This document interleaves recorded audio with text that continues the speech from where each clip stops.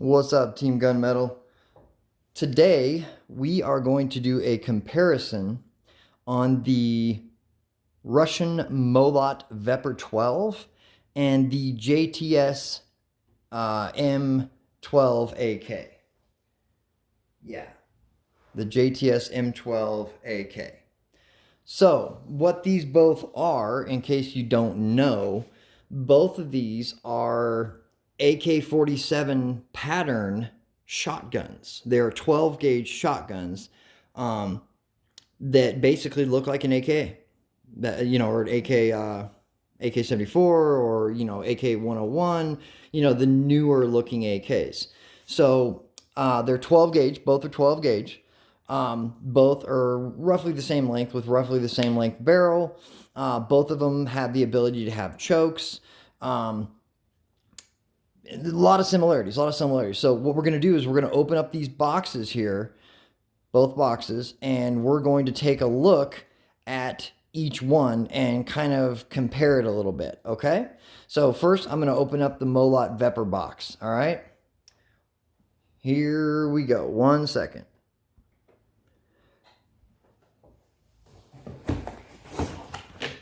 All right, basic cardboard box, nothing too special here. Here is the Molot VEPR, okay? Don't pay any attention to that. So here is the Molot VEPR. Here's its magazine, 5 round. And this is an aftermarket 10 round magazine made by SGM Tactical. I don't know if you guys have heard of SGM Tactical, but aftermarket 10 round magazine. Has the normal instruction manual in here. Just got the normal manual in here. VEPR 12 Molot, 12 gauge, even though it's not a caliber, but they put it in there. Molot. So normal, just a simple normal instruction manual. General instructions. A lot of it is in English. They say in here that is an auto-loading hunting shotgun version VEPR 12 Molot. Interesting. So, hunting or practical shooting when the temperature of an ambient air is of -30 to plus 50 degrees Celsius. Now, I don't know what -30 degrees Celsius is. I'm not 100% sure what that is, but I'm going to look that up and let you guys know. All right, so I looked it up, and -30 degrees Celsius is -22 degrees Fahrenheit. So this gun, the VEPR 12, can operate in -22 degrees. So let's see what 50 degrees Celsius is. 50 degrees is 122 degrees Fahrenheit. So this thing can operate in -22 degrees on up to 122 degrees Fahrenheit. Very interesting. Somewhat impressive. Well, not somewhat. That's pretty cool. That's pretty cool. Okay. So again, -22 degrees to 122 degrees. So anyways, this is just your basic manual. Tells you what all comes with it. Gives you the technical data here. Things of that nature. Magazine capacity, so on and so forth. Design principles of the shotgun. It has this little piece of paper in here that shows you what all the parts are for this, for the VEPR 12. Each and every part, so And it just keeps going with operating principles, what's prohibited, etc., etc., etc. Certifications, and more. Okay? Very, very simple, very, well done. All right, so let's see. I don't recall there being anything else in here. I think it had a cleaning kit with it, but I may have taken that out. So let's grab all this stuff. Let's flip this back over.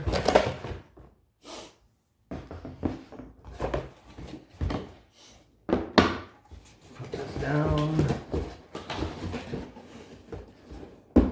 So we can put the VEPR on top of the box.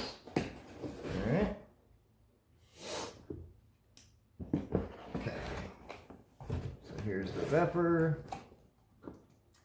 Here's its 10-round magazine, and here's its 5-round magazine. Okay. All right. Very nice gun. Very well made. Nothing wrong with it at all. Okay.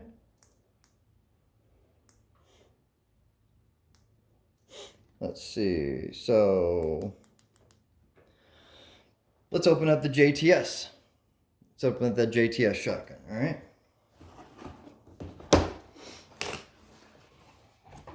All right. Already off the bat, right off the bat, you can see that there is a difference in how it's packaged. Okay. This packaging setup reminds me of, you guys know the Pelican cases that have the foam on the inside and they're really well protected. This makes me think of one of those Pelican cases that's really well made, really well done, and is put forth this way to protect the actual firearm itself. Well done, JTS.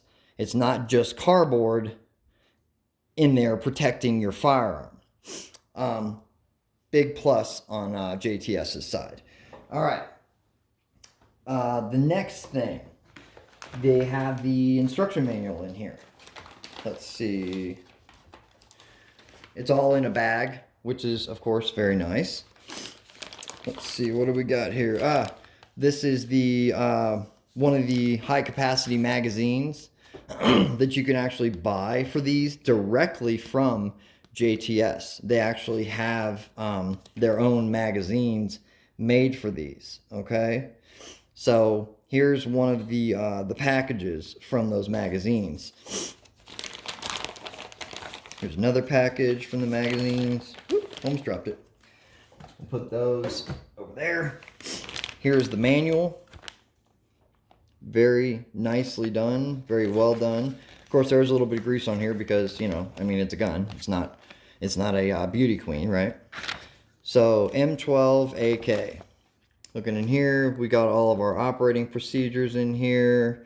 Introduction to the shotgun, disassembly, reassembly, firearm cleaning and maintenance, storage requirements, which is really cool, and the exploded view of the actual shotgun itself. Let's pop that down there. Take a look here, see what we got. All right, so there's lots of warnings in here. You know, never touch the trigger until you're ready to fire. Be sure of your target and what's beyond. Use the correct ammunition. So on and so forth. They're basically going through the rules of gun safety right here in the book. Comparing this to the VEPR 12, I gotta say the VEPR 12 did not go this extensive into the rules of firearm safety. That, in my opinion, is another plus for the JTS. That is a very, very good thing. The JTS definitely gives you a foundation for firearm safety. Assuming that you've never handled a firearm before, this may be the first semi-automatic shotgun or even the first shotgun you've gotten your hands on. JTS, big plus. All right. Let's see. Next thing in here. What do we got? Got a card in here that talks about the 1-year warranty. And the things that it doesn't cover. Okay. Of course, there's always going to be things on warranties that are not covered. If you take the gun and use it as a pry bar, they're probably not going to cover that. If you run it over with your truck, you're probably not going to cover that. Okay, so in here we've got the introduction to the shotgun. use of the shotgun, operating principles, structure, the profile of the gun. They've got a small exploded view of the major components, the main data, just like in the VEPR, main data, operating procedures, check safety before use. Again, these guys go extensively into how to use this firearm safely, how to load it, how to fire it, how to aim it, on and on and on. The firing position, the safe position. It's incredible. They really went all out on this thing as far as the manual goes, and it's thick paper too. It's not like it's just some chintzy little printed manual. This is actual good stuff here. All right, use of the regulator. This one, the JTS has a gas regulator on it. You can see it right here in this picture. Really well done picture here. And the gas regulator, okay? So whatever number is facing down is actually facing this arrow right here. It's kind of hard to see in the picture. Let me see if I can get this to focus a little bit for us. It's my camera, it's not the manual. Anywho, you'll see here, you've got 1, 2, 3, and 0 on the manual, or on the gas regulator here. You've got an arrow down here at 6 o'clock telling you what number is being used. So over here, you've got the numbers and what they indicate. The numbers 1, 2, 3, and 0 represent the corresponding gas ports respectively. The number 0 represents the number 1 represents the smallest gas port. And the number 3 represents the biggest gas port. The number 0 represents the locking position. Okay? Number 0 presents the locking position. All right? Normally, it says the number 1 should be aligned with the up arrow on the mortise lock of the regulator dial. See figure 7. Boom, right there. Number 1 with the arrow on the mortise lock. Okay? So it talks about, the cartridge energy. Let's see here. I'll just go ahead and read it to you. When it is ascertained that the recoil energy is insufficient when it's ascertained that the recoil energy is insufficient, turn the number 2 or number 3 of the regulator dial to align with the arrow. So this one's written a little bit different with the English, just like the Molot one. It's a little hard to read, but you'll understand. It's saying that if the recoil energy is insufficient, try number 2 or number 3 gas setting, okay? And move on from there. You can adjust number 2 or number 3 of the regulator dial, or you can adjust to number 0. That, of course, is the locking position. That's for manual loading and manual ejecting after firing, okay? So then they go into disassembly and reassembly, how to do that in depth. They show the how to remove the bolt head assembly, how to remove the gas block. It's basically just like an AK. If you guys have an AK, you're going to flip that lever. Then you're going to be able to take off the lower handguard. Very, very simple, guys. You can also remove the regulator dial, and the piston, so on and so forth. You're able to actually remove all this stuff, and clean it, because you're going to need to clean it. This is not a self-cleaning gun. There is no such thing as a self-cleaning gun, okay? And then it's got more and more explanation inside the manual on what's what and how it's done, how it's maintained, how it's cleaned, and so on. Then it goes into the storage requirements, okay? It should be thoroughly cleaned and lubricated before storage, okay? And then it goes in depth on what to do and how to do it if you want to store the firearm. Here again is a more detailed exploded view of the gun along with all the parts in here, okay? And if you want a little bit more detail here, you've got a little bit more detail here of the recuperator, they call it, but it looks to me like it's the recoil guide rod assembly. And then you've got a detailed breakdown of the bolt and the bolt carrier group. Really, really well done as far as the manual goes. And then you've got the receiver proper with the barrel and the gas block, and of course the trunnion, the trigger assembly, and so on and so forth. You know, it's got everything in here in detail. Okay. Again, JTS, great job, guys. So here's the JTS Group Incorporated, Rochester, New York, jtsgroup.us, www.jtsgroup.us. Incredible, guys. These guys are really hitting it out of the park. I'm impressed. I'm very, very impressed, guys. So we've got this stuff. That's just the manual, guys. That's just the manual. We haven't even started comparing the guns yet. All right, let's see what is in the JTS. All right, we've got two 5-round mags, 1 and 2. Yep, I was looking to see if just like the VEPR.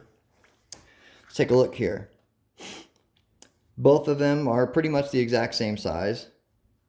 Looks like this one actually has a little bit of a finger ridge here. The JTS has a finger ridge here to give you a little bit more purchase. So if you need to, you can really get it in there.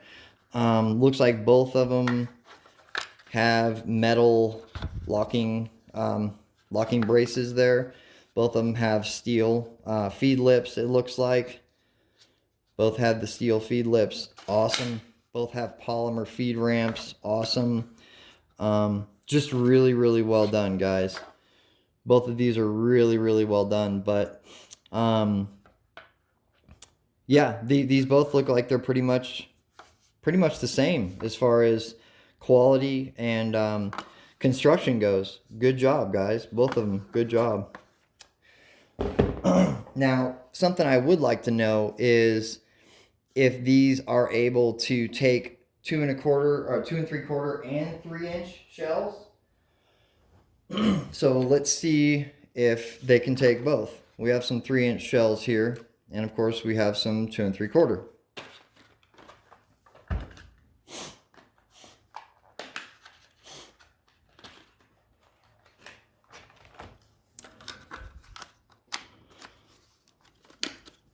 Okay, 2 3/4, no problem. Easy peasy. All right, let's try the 3-inch. Look at that high brass. Woo-wee. All right. Easy. Looks like it goes down in, no problem. So it looks like these can take 3-inch or 2 3/4 inch shells without any issues at all. Okay, that's a good thing to know. All right, so we know that that is possible and it will work. Let's test that. We see that this has a 2 3/4 inch shell in it already just by looking at the size of it. Of course, we can see the size difference here.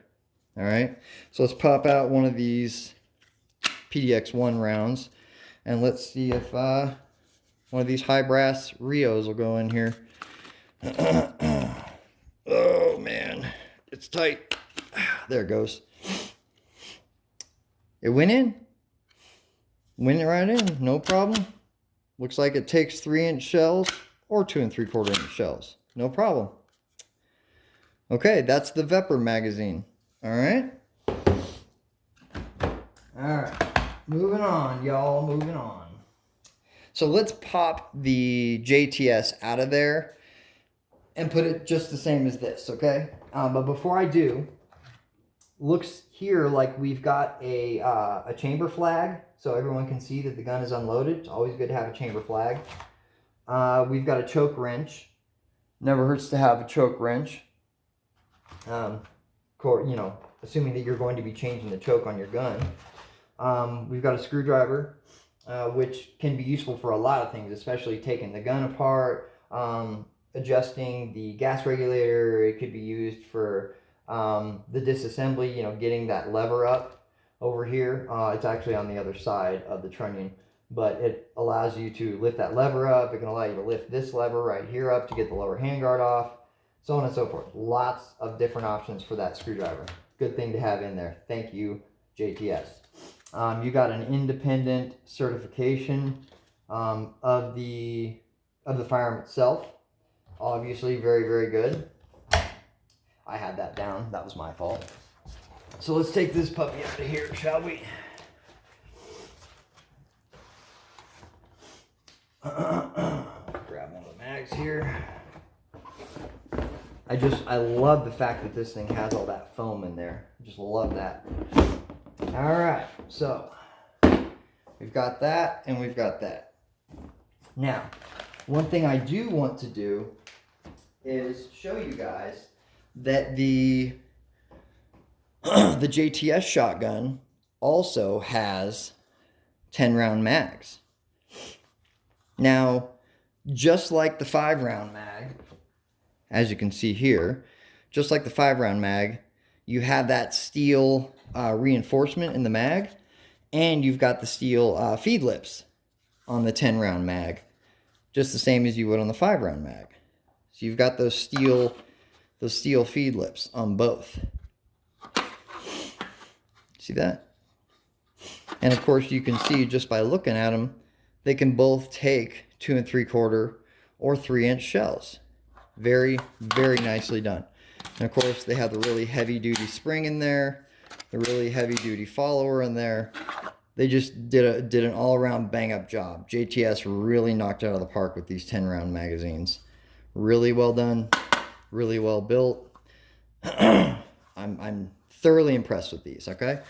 So let's put these down here with the JTS. All right. So let's compare these two shotguns to each other, shall we? Just before I start, I'm sure some are going to have, you know, one's going to have pluses, one's going to have minuses, some are going to have good parts, some are going to have bad parts.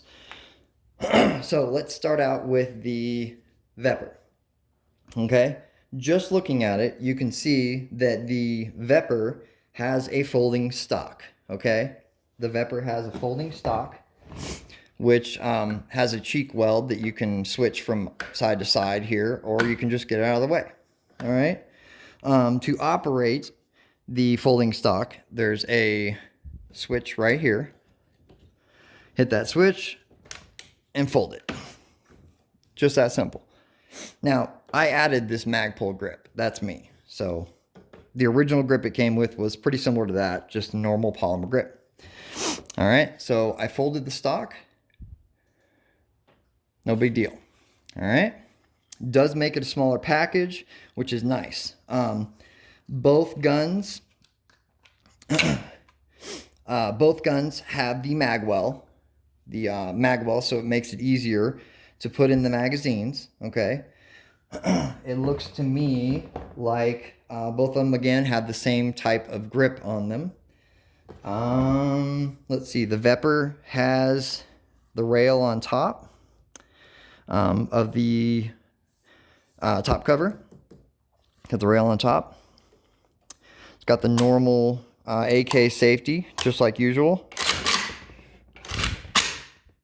You know, obviously it's safe. It's also got this right here that you can use, but it's really tight. Can't get it to work. Supposed to be able to make it to where you can take the safety off by pressing on this or on this on the opposite side. You're supposed to be able to, there it goes, take the safety off ambidextrous on either side, but I don't find it to be all that easy. Another thing, you've got your sling swivel back here. So if you want to attach a sling in the back, you can. Of course, you've got the butt pad back here because it is a 12 gauge shotgun. It is going to kick. Again, you've got the rail on top. If you want to mount a red dot, it's always nice. You've got the extra bolt cover here for the recoil spring. You've got your forward handguard. You've got your rear sight here. Now, this is basically an RPK rear sight. You'll notice that in addition to your elevation here, you've also got windage here. So you can actually adjust this thing a little bit to get, you know, to get your windage as well as your elevation, okay? Moving forward, there is no adjustment for the gas system here, and that's because the VEPR operates on a automatic gas system. Now, oh, here's your forward sling swivel on either side. You can put it on either side. Now, some people might say that the gas system being automatic is a good thing, and I do like that. I do like it having an automatic gas system. But there are some cases where an automatic gas system can be a bit of a pain in the butt. So that decision is going to be up to you. There are companies that make upgraded gas systems for these. There are companies that make an upgraded piston that you can put in there, a puck that you can put in there. So you do have some options there, okay? This is the gas block right here. You've also got your front sight post in here. Very, very nice. You know, well done. You've got your ears here to protect the front sight post. Then getting down here further, you've got your 18.5-inch barrel. You've got this thing here that's threaded, of course, so you can screw on a brake, a muzzle brake of some sort, or you can screw on a choke onto here too, external threads. So you've got a lot of options. You've got a really nice finish on here. Really, really nice finish. Here's how you take this one down, just the same as we talked about before. This flips up, of course. You know, well, first you have to take the top cover up and off. You got to pull out the bolt. You got to take out the recoil guide rod. You got to pull out the bolt, and then you can flip this right here up and pop this out. Take that off, and then you can flip this little lever over here up and pop this out. On and on and on. I'm pretty sure that's how the bottom handguard area works over here. But most AKs are pretty self-explanatory. You're not going to run into a whole lot of stuff that, holy crap, how does that AK operate? It's got a normal factory trigger in there. Nothing special about the factory trigger there. It's quite nice. It works just like any other AK trigger. You've got your extended magazine release here. Very, very nice. Easy to use. Everybody's put in an AK mag before. However, the VEPR has the slight difference in that it kind of operates like an AR-15 magazine, in that you just push it straight in. You don't have to do the quintessential rock and lock like you do with an AK. So it does make it a little bit easier than an AK47, but I'm not really bought or sold on something like that because I'm used to using either one. So there are some really good pluses to the VEPR 12. Let's move on to the JTS. We've already seen the magazines for the JTS, okay? We know that they have the steel reinforcement. We know that the VEPR magazines have the steel reinforcement. And we know that the SGM magazines do not appear to have any steel reinforcement on them at all.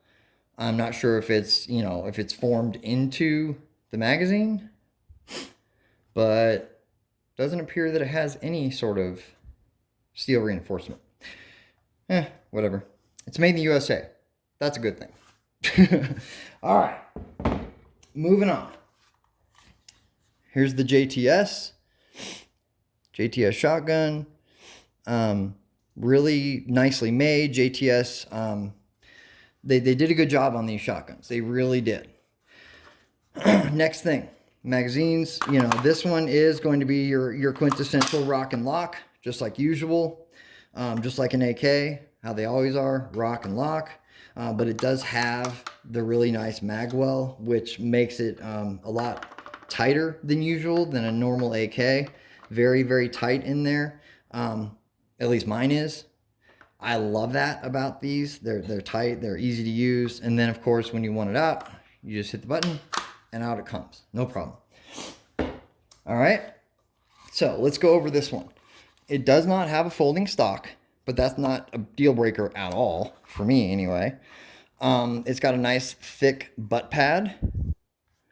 Of course, you're going to need that when you're shooting.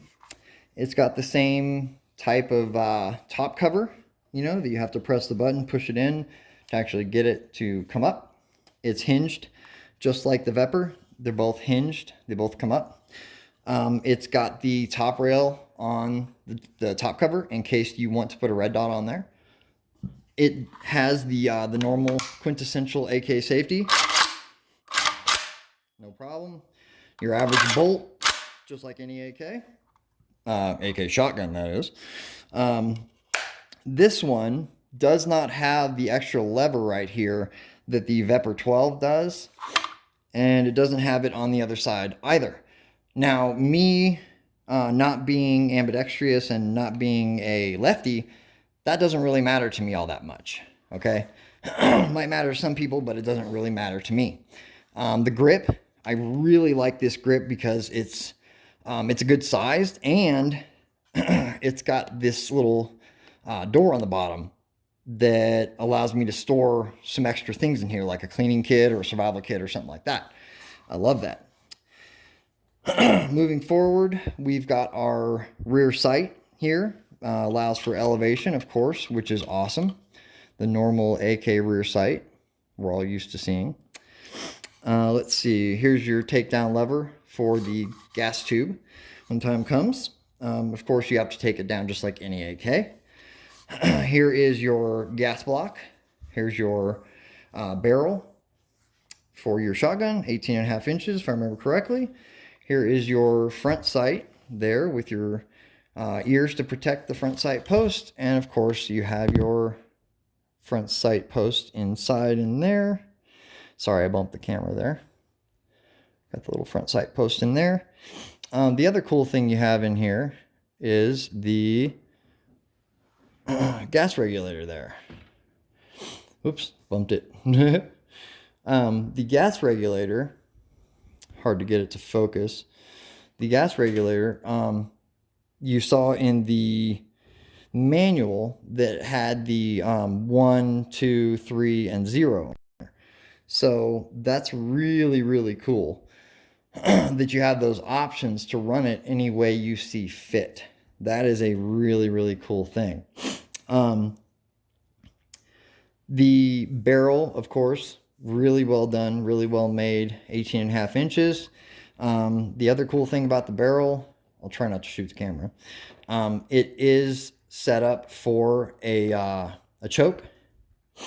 You can thread one in. It's set up for Remington chokes, which is awesome. So if you have a Remington 870 or something like that, you can use the same chokes in that gun and in this gun. So that is the JTS M12AK. Let's set this one back down. Let's give a final synopsis here. Comparatively, the JTS M12AK is anywhere from $550 to $600. And I've seen them as low as $500 on sale, which is a really good price. The VEPR 12, on the other hand, are not being imported anymore from what I've been told. And they run anywhere, when they were available, they were around $800. Now I've seen them, you know, about a year ago, I saw them for $1,200. And more recently, I saw one for $1,800. I've even seen one for $5,000. So,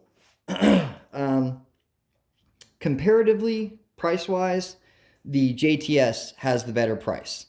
The JTS seems to have the better manual.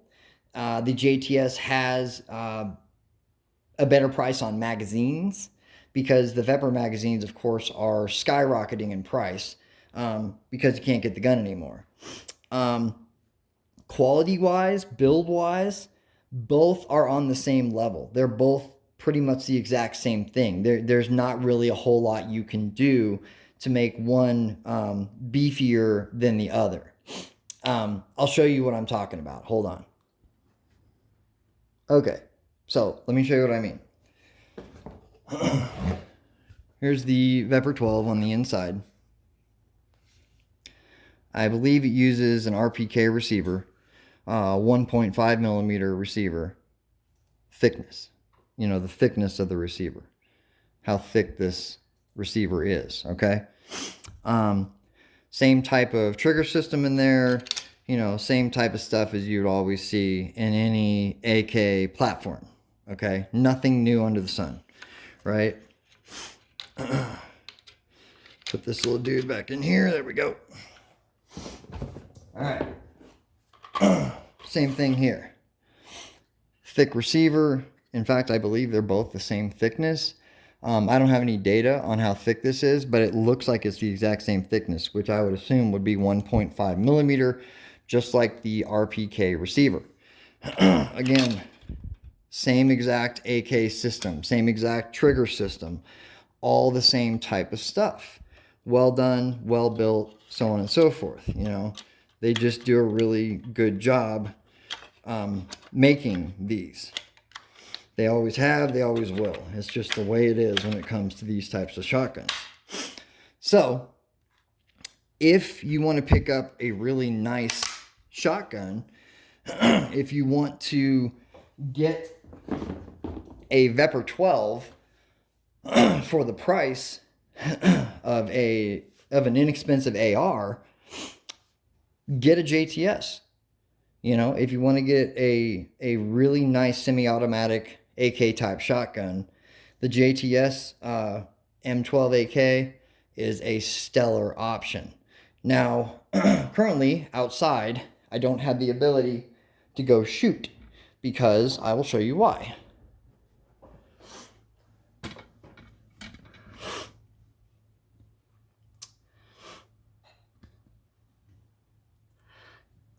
So it's currently snowing outside of my house right now. doesn't make it easy for me to go out and shoot. So I will do that on another video. But for now, I hope you guys found this informative. I hope you found it interesting. The comparison between the MOLOT VEPR 12 Russia and the JTS M12AK from China. I hope both of those had an option, or I hope both of those were informative and gave you some options when it comes to possibly buying one or the other. Okay? Thanks for watching. Don't forget to subscribe, like, smash the like button, so on and so forth, etc., etc. Okay? Have a good time, guys, and join us next time as we go deeper inside the gunmetal armory. Good night, everybody.